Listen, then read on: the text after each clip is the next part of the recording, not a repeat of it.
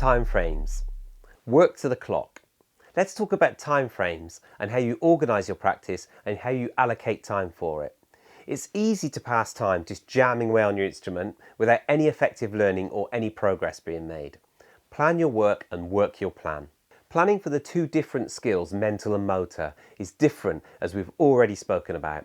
Divide it into two different skills. It's about getting it off the paper into your memory in short chunks and then practicing it from memory with your motor skills for a longer amount of time. The first step is to decide what you are doing and therefore which of our two categories it will fall into. Mental skills. To do this type of work, we need to chunk in very short time frames, around 2 minutes.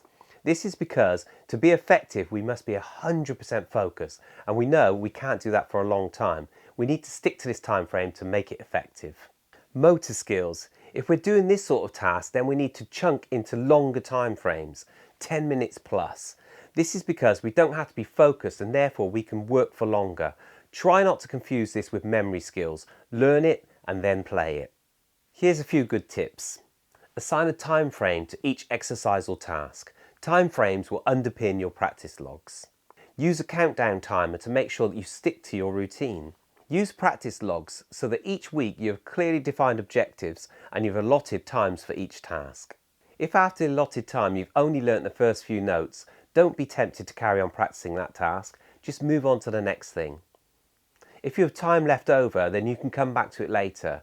By doing this, you know how long each practice session has to be and then you can police your own practice. Consciously plan your learning.